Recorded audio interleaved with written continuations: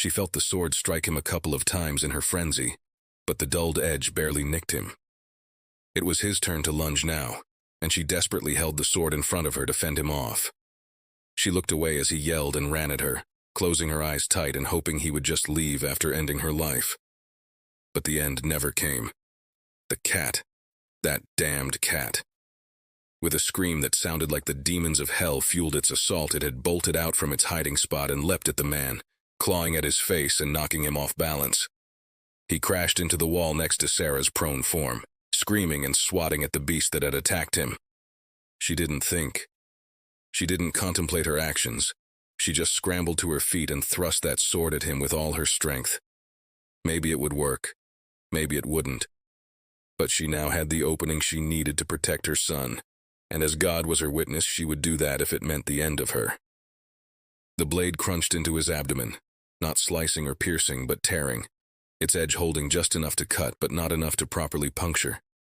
The blade slammed through every vital organ she could find as she twisted it wildly inside him, not knowing what the hell she was doing, but certain it would ensure her son would live to see the sun rise tomorrow. It was over in seconds. The cat fled once more, injured and bruised from the retaliatory assault, but the man lay dead. That ancient old rusted sword that had been her husband's and son's obsession was buried in his stomach up to the hilt, and blood was everywhere. She looked down, shaking, not fully grasping that she was still alive. Her pajamas were soaked in blood and her arms were covered. She heard a cry from behind her and turned only to feel her son slam into her stomach, arms clutching her tightly. She had survived. She had won. Her son was safe. 2342. Michael Smith sat on the end of his bed staring at the sword. It had been completely cleaned and restored last week, and its ancient steel now shone bright as the day it was forged. The writing on the sword had been uncovered from decades, if not centuries, of rust and tarnish, and the script was in simple Latin. Peace Seeker. He could see his own reflection in it now, and a test on a piece of paper proved it was sharp enough to slice something dropped on it clean in half. Why him? What did he know of weapons? Even reading through all the literature his family had kept on the thing, it was just a sword to him. Sure, his ancestors had gotten the iron, forged it, and used it in who knows how many conflicts, but it was still just a simple sword. No different than the thousands of them the Veraki likely had in museums. But the directive had come down. It has to be a weapon, and it had to have been used in some manner by his family. The Veraki were weird like that. Militaristic but seemingly devoted to peace. Their alliances were sealed with traded weapons their families had used. The anthropologists had said it was apparently in the hopes the weapons never had to be used again, and the souls in them could rest. Michael shook his head and placed the sword in its case. It was a simple idea, sword in a lined case, with the sheath alongside it but the blade bare so the inscription could be read, and a data pad full of all the journals, poems, and history his family had kept for the last 1,000+ years. It seemed this sword cropped up everywhere, and even his own grandfather claimed to have been carrying it with him when the first contact with the Veraki happened. He prayed it would be enough for all the history attached to it. The thing was so bland and simple, but it was all he had. It would take him 6 months to get there, and he just hoped the Veraki ambassador wouldn't be too offended. 2343. I give unto you a spear made of bone, vines, and wood. After being shot down over Curl 3, my great-great-grandfather used this to hunt game and fend off predators. It saw him through the 6.5 lunar cycles it took for the war to be won and a rescue to be sent. It was forged in desperation and used to survive. May its spirit rest easy with you. The hulking, lizard-like alien bowed her head as it offered Michael the spear with both hands. It was simple, made of sharpened bone lashed to a sturdy shaft of hastily carved wood. How it had survived all that use was a mystery to him, and as he took the glass case it had been preserved in, he felt strange. The spear felt heavy, far heavier than it could have been, but suddenly lightened. He bowed in return to cover the look of confusion on his face, and prayed that expression didn't extend to his voice. I thank you for the precious gift, may its spirit rest now. In return I have something for you as well, Ambassador Kaliki. He turned to place the spear and its case on the table next to him, and stepped forward to retrieve the dark wooden case from the table next to him, undoing its latches to reveal the contents to the ambassador. Over 1,000 years ago, my ancestor Matthew made a deal with his employer to be allowed to take high-quality iron ore home. This ore was then used by his son Joshua to create this sword. It was created as a test from his master, to create something he had only observed being created, a true test of memory and skill in the face of the unknown.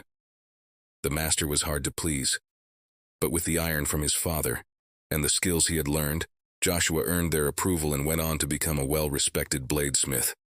For the next 1,000 years, this sword has been passed down from parent to child, each adding to its history, adding to its story and spirit. It has been used to slay tyrants and traitors, to defend the innocent and helpless, and to protect dozens of generations of my family. Each member kept records of their lives with the sword, and eventually one of them gave it a name: Peace Seeker. It has been used to defend children, kill slavers, and protect families.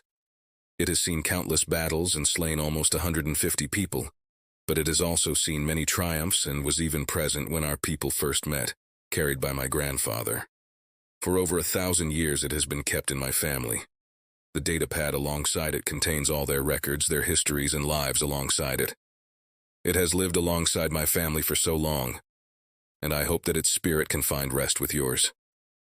Michael bowed low as he held it out to her, praying that the practiced but flowery words would make up for the simplicity of such a weapon.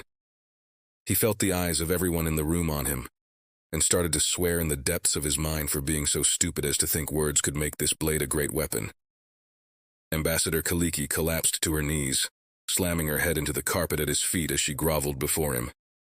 He took half a step back in shock, a stammered apology already beginning to come forth, but it was drowned out as she spoke, her voice full of passion, but her words stumbled over themselves to spill out of her. I am not worthy of such an offering. This would be the sort of thing the greatest emperors and empresses would sacrifice everything for. It is something you would offer a god, not a lowly ambassador. I cannot take this. I'm sorry, but I cannot. Michael stared at her, but felt his shock and terror at screwing up flee from his mind.